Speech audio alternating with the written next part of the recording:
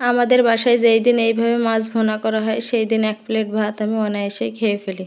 আর সাথে করেছিল কচু ঘাটি। এটার রেসিপিও আজকে আপনাদের সাথে শেয়ার করব। আসসালামু আলাইকুম এভরিওয়ান, সকলে কেমন আছেন? আশা করি সকলে ভালো আছেন। আলহামদুলিল্লাহ, আপনাদের দোয়া এবং আল্লাহর রহমতে আমিও অনেক ভালো আছি।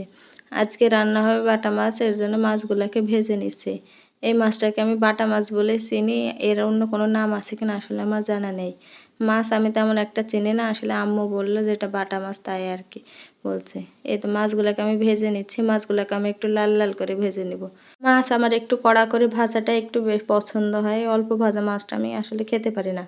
এরপর একটা মশলা তৈরি করে নেবে, এর জন্য দিয়েছি কিছুটা জিরা আর কিছুটা পরিমাণ সরিষা। এরপর এটাকে শিলপাটায় বেটে নেবে।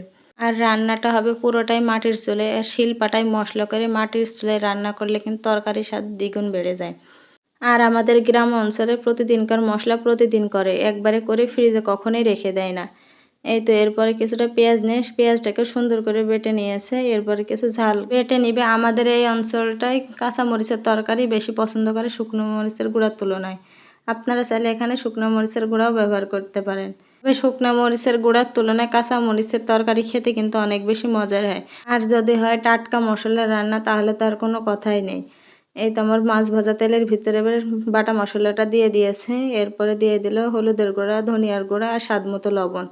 এরপর এটাকে মশলার সাথে সুন্দর করে মিশিয়ে নিতে হবে। একটু সময় নিয়ে মিশিয়ে নেবেন যতক্ষণ না পর্যন্ত মশলাটা ভাজা ভাজা হয়ে যায়। আমার মশলাটা ভাজা ভাজা হয়ে গেছে, এরপরে দিয়ে দেবে পরিমাণ মতো ঝোলের পানি। আমার ঝোলের পরিমাণটা একটু বেশি হয়ে গেছে, আপনারা একটু কম করে দেবেন। এরপর মশলার সাথে সুন্দর করে মিশিয়ে নেব, মিশিয়ে নিয়ে যতক্ষণ না পর্যন্ত ফুটে আসবে ততক্ষণ পর্যন্ত জাল করব। ফুটে আসলে ভেজে রাখা মাছগুলাকে দিয়ে দেবো। মাছগুলাকে দিয়ে আবার সুন্দর করে ফুটিয়ে নিতে হবে যতক্ষণ না পর্যন্ত ঝোলটা কমে আসে এবং ভুনা ভুনা হয়ে আসে। এতে আমার ঝোলের পরিমাণটা অনেকটাই কমে এসেছে, এ পর্যায়ে আমি এবার নামিয়ে নেব। দেখুন দেখতে কতটা লোভনীয় লাগছে, আর খেতে মাশাআল্লাহ অসম্ভব মজার আর সুস্বাদু হয়েছিল। আগেই তো বললাম এইরকম মাছ ভুনা থাকলে আমি 1 প্লেট ভাত অনায়াসেই খেয়ে ফেলতে পারি। এই তো এরপরে এটা কচু রান্না করব, এটাকে আমাদের এলাকায় মান কচু বলে, আপনাদের এলাকায় কী বলে এটা আমার জানা নেই, কিন্তু আমি অনেক ভিডিওতে কাঠ কচু বা কি যাই হোক এরকম একটা কিছু বলতে শুনেছি।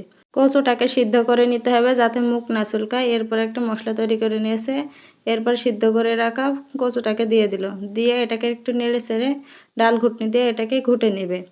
এই কচু রান্নাটায় আম্মু একটা ভাজা মশলা ব্যবহার করে, সামান্য পরিমাণ জিরা আর মৌরি, এটাকে টেলে নিয়েছে, এরপর এটাকে গুঁড়া করে নেবে। এরপর রান্না করা কচুটাকে বাগার দেবে, তার জন্য কিছু পেঁয়াজ লাল লাল করে ভেজে নিয়ে রান্না করা কচুটাকে দিয়ে দেবে, আর সাথে দিয়ে দেবে গুঁড়া মশলাটাকে। কিছুক্ষণ নেড়ে চেড়ে লাভিয়ে নেবে। আশা করি রান্নাগুলো আপনাদের সকলের কাছে ভালো লেগেছে। সকলে ভালো থাকবেন ও সুস্থ থাকবেন। আল্লাহ হাফেজ।